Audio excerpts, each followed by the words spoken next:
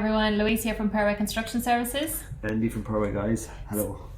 So today we just wanted to chat to you about some customer queries that we get, and that's how will I avoid cost overruns. So we just wanted to give you a few tips to help you avoid this problem, because obviously your renovation is one of your biggest investments that you're going to make, and you want to know exactly what you're getting and exactly what it's going to cost before you start your work. So do you want to start off, Andy? What should people think about to avoid cost overruns when at the start? Yeah, this is probably the most important question of any of the videos that we do, because you don't build a house without planning first. So plan would begin with knowing exactly what you want. Sounds simple, but some people don't do this. So we addressed that in a few of our videos, that for example, it's just taking the time to sit down with family or key decision makers and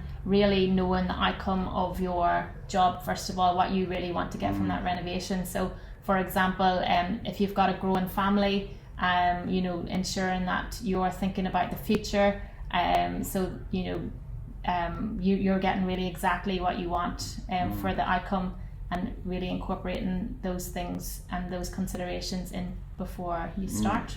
Yeah, and another thing, Louise, is speak to the builder and the designer first, because a lot of people go out and go to the designer or architect first, guys.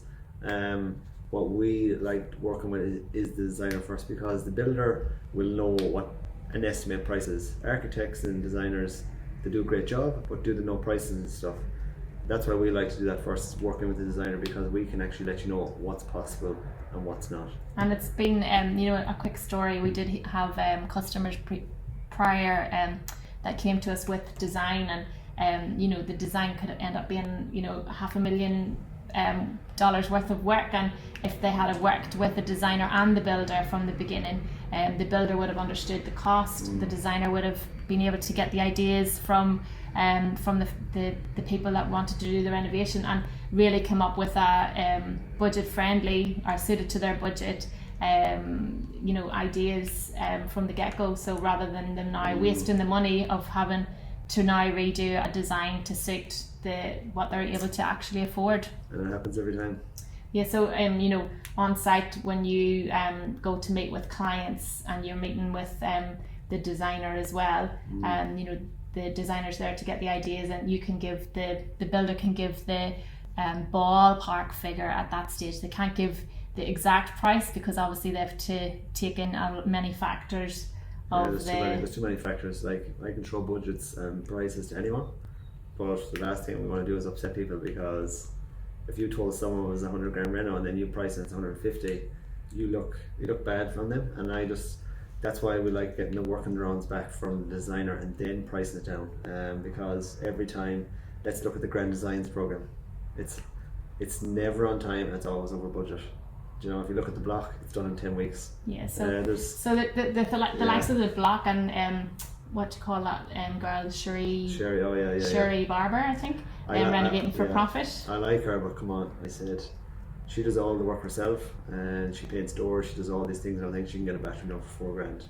Guys, if you want to do it yourself, you can do this, but if you have to bring all the trades in and stuff, and builders project manage, things cost. Yeah, those reality TV shows are unrealistic, and it's unfortunate, because people do think that they can get a lot more for what they actually can get and what's realistic. So it's just to be understanding those expectations as well, and understanding that what things do cost. And that's another thing, you can hop online just to even do checks on anticipated renovation costs also, to make you aware of potentially what things cost before you start. And then another thing is, have you anything else there? No. All right.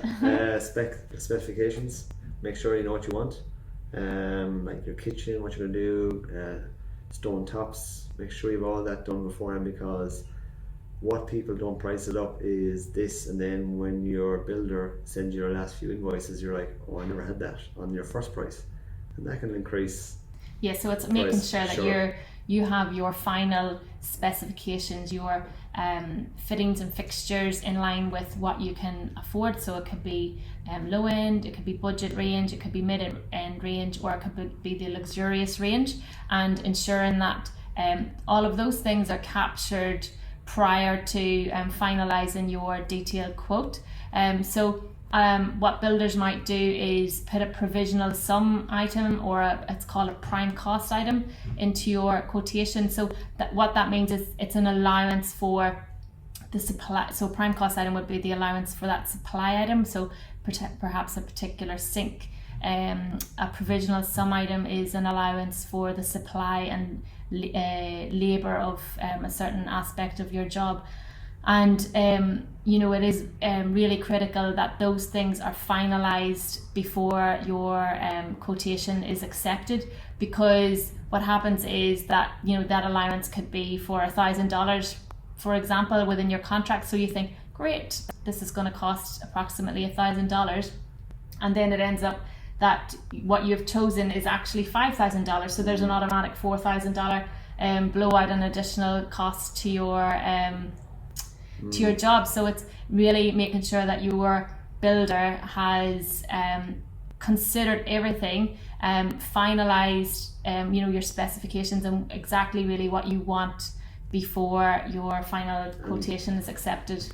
And you know what, Louise, there's always changes. Like, guys, I'm in the renovation game now for how long, and there's always changes, and it just happens because people might see things happening during the reno, and they're like, no, I want to change it. It happens, and that's okay. It's okay if you want to change it, and but it's just making you aware of these things, and communicate with your builder, because if you change it, there's going to be a change in your price there. So if he forgets about it now, he's going to put it at the end of the price. So we try to educate and show you that things happen. And last but not least, I would put a 10% contingency.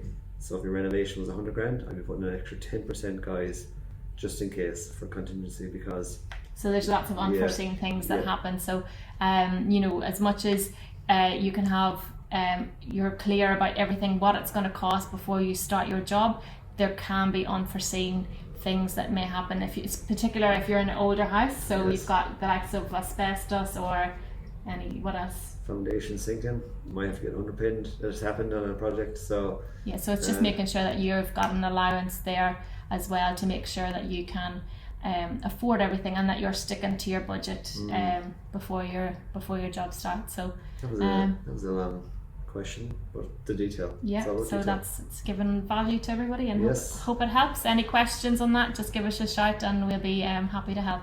See ya. See you guys.